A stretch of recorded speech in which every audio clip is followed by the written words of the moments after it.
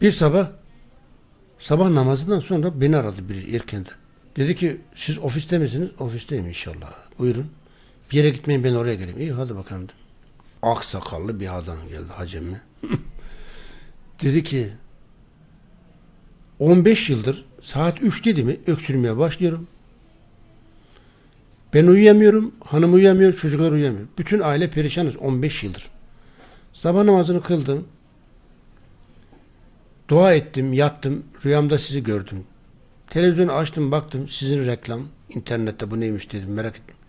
Baktım sizi gördüm, sizi aradım dedi. İyi etmişsiniz dedim. O zaman televizyonlara reklam verdi, çıkıyorduk. Geldi, ne kullanacağım dedi. Afrika sardunyası, kekik, iksir jel vesaire. Tamam dedi. Aldı gitti. 15 gün sonra geldi, dedi ki ben bir daha kullanmayacağım. Niye?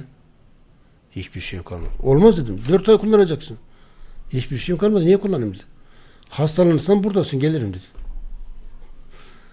15 yıldır çektiği rahatsızlığı 15 günde atlattı. Beni rüyasında görmüş. Peygamber Efendimiz demiş ki bu adamı git bul. Yani Peygamberimizi herkes göremez. Benim gibi kötü insan da göremez. İyi insanlar görebilir.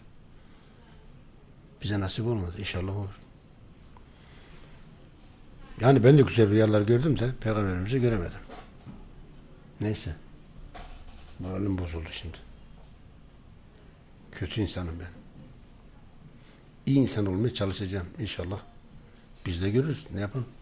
Ama istiyoruz tabii Peygamberimizi görelim. Rüyamızda göremiyoruz. Niye? Kötü insanım ben. Yani kötü insan da nasıl kötü insan? Yani başka birine zarar vermiyorum. Yani biz iyilikten başka bir şey düşünmüyoruz. Ama yeterince temiz değiliz.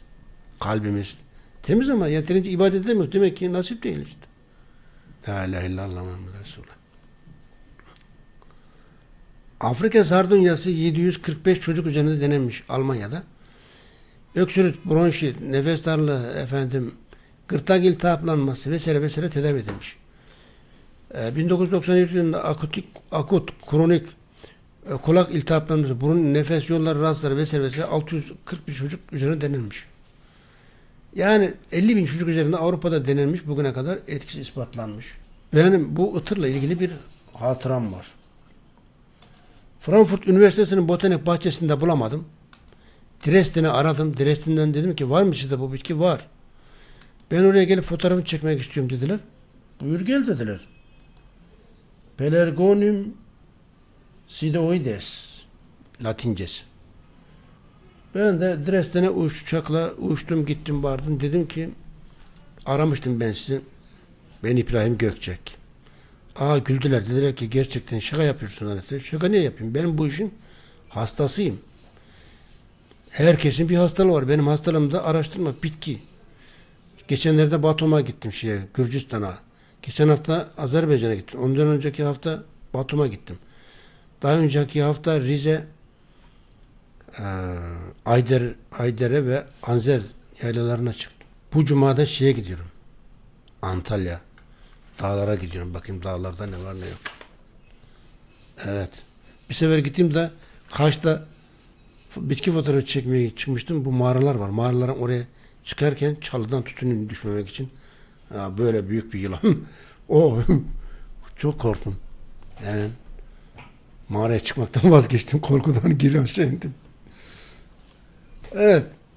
Bu Pelargonium sidoides, Pelargonium reniforme. Bunun bir de reniformesi var. Pembe çiçekli. Bu mor çiçekli. 2 türü var. Bu da büyük ıtır. Bu sivrisinek kovar. Sivrisinekleri yok eder. Evet. Bu da pembe çiçekli olanı. Diğerinden farklı. Mor çiçekli, pembe çiçekli.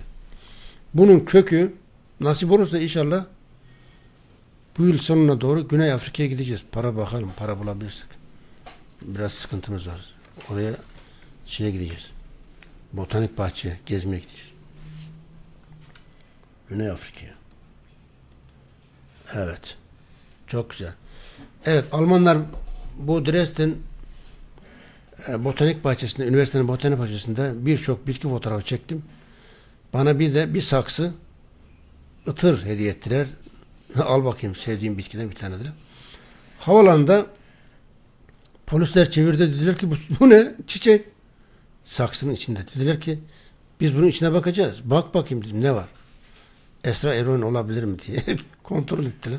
Baktılar ki gerçekten saksı. Dediler ya senin işin ne, mesleğin ne? Ben herbalist, bitki uzmanıyım. Aa iyiymiş, güzelmiş dediler.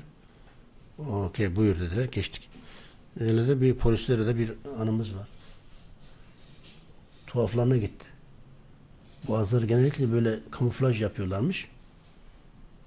Bir şeyler götürüp getiriyorlarmış.